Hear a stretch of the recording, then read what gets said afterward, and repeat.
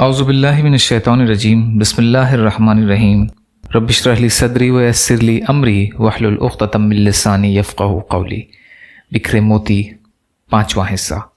گناہگار قابل رحم ہے نہ کہ قابل حقارت۔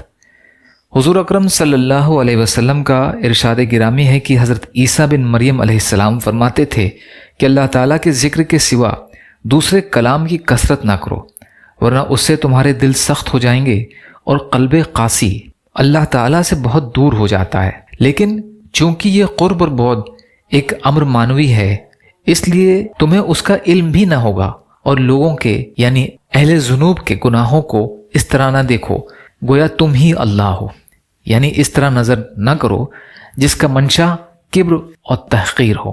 اپنے گناہوں کو اس طرح دیکھو کہ گویا تم بندے خطاوار ہو، اور یہ اس لیے کہ لوگ گناہوں میں مبتلا بھی ہیں اور اہل عافیت بھی ہیں، یعنی اہل طاعت اور حفاظت بھی۔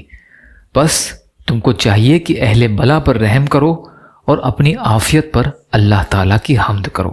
جمع الفوائد سے لیا گیا ہے۔ یا اللہ ہم سب کو کہنے سننے سے زیادہ عمل کی توفیق عطا فرما۔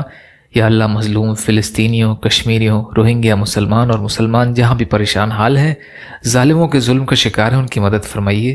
ہم سب کو اپنی استطاعت کے بقدر اپنا حق ادا کرنے والا بنائیے۔ جو مانگا وہ بھی عطا کر دیجیے، جو بھول گئے وہ بھی عطا فرمائیے۔ سبحان ربک رب العزت عما یصفون وسلام علی المرسلین والحمد للہ رب العالمین برحمتک یا ارحم الراحمین۔